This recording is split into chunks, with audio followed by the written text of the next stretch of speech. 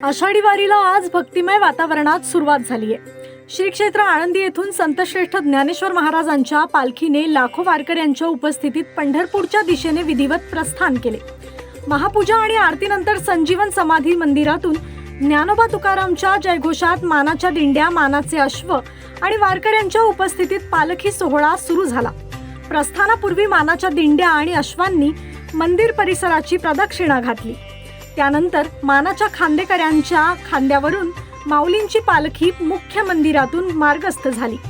या सोहळ्याला मंदिराचे विश्वस्त, लोकप्रतिनिधी, अधिकारी आणि हजारो भाविक उपस्थित होते।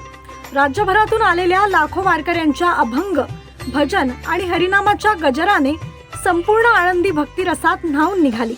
माऊलींच्या पालखीचा आजचा पहिला मुक्काम गांधीवाडा येथे असून उद्या सकाळी पालखी पंढरपूरच्या दिशेने पुढील प्रवासाला निघणार आहे। वारकरी आहे, ज्या मानाच्या दिंड्या आहेत त्या या ठिकाणी आलेल्या आहेत आणि मंदिर प्रदक्षिणा करून या ठिकाणी माऊलींचे आता पाद्यपूजन या ठिकाणी सुरू आहे। मंदिरामध्ये अभिषेक या ठिकाणी सुरू आहे। माऊलींचं थोड्याच वेळामध्ये मुख्य मंदिराच्या गाभाऱ्यामधनं जे आहे ते प्रस्थान होणार आहे आणि आपण बघू शकतात की टाळ मृदुंगाच्या जयघोषामध्ये हे जे वारकरी आहेत ते या ठिकाणी माऊलींचा जो प्रस्थान सोहळा आहे त्या प्रस्थानाची सुरुवात या ठिकाणी झालेली आहे। कारण की ज्ञानोबा माऊलींचा हा जो सोहळा आहे हा एक अनोखा सोहळा म्हटलं जातं। कारण की आपण बघू शकतो ज्ञानोबा माऊली तुकारामाच्या गजरात हे वारकरी जे आहेत ते या ठिकाणी जे आहेत त्या माऊलींच्या या सोहळ्यासाठी आलेले आहेत। आपण माझ्यासोबत उत्कृष्ट कीर्तनकार सोपान महाराज शास्त्री आहेत। महाराज, काय सांगाल माऊलींचा सोहळा? आज वरुण राजाची सुद्धा कृपादृष्टी या सोहळ्यावर 3 दिवसापासून पाऊस चालू आहे, परंतु आज वरुण राजा सुद्धा थांबलाय। माऊलींचं प्रस्थान आहे, कसं बघताय? ज्ञानोबारायांच्या जीवनातले चमत्कार आपल्या सगळ्यांना माहितीच आहे। 2-3 दिवसापूर्वी अशी परिस्थिती होती की प्रत्येकाला वाटत होतं आळंदीमध्ये जाणं शक्य नाही, पण ज्ञानोबारायांना जो चमत्कार केलेला आहे, सर्व वारकऱ्याची जी श्रद्धा निष्ठा ज्ञानोबारायांवर आहे।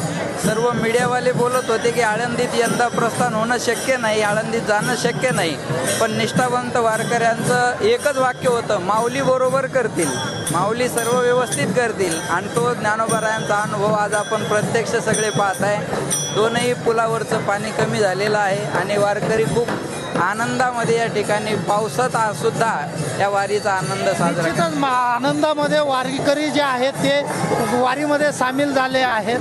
पाणी या ठिकाणी वसरलेलं आहे, इंद्रायणीचा महापूर वसरलेला आहे, कसं बघताय? खरं तर विश्वमाऊली ज्ञानोबा आहे ही सगळ्यांची आई आहे आणि आईला लेकराची काळजी आणि ही सगळी लेकरं ज्ञानोबारांची।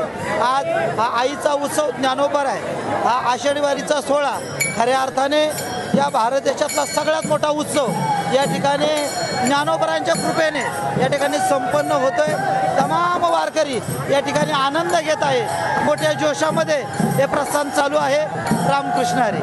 निश्चितच मोठ्या उत्साहामध्ये हा प्रस्थान सोहळा जो आहे तो या ठिकाणी सुरू झालेला आहे आणि टाळ मृदुंगाच्या जयघोषामध्ये वारकरी पावली खेळत या ठिकाणून माऊलींचं प्रस्थान करत आहेत। कॅमेरा पर्सन विजय बरोबर मी दीपक चव्हाण, सुदर्शन मराठी, आळंदी।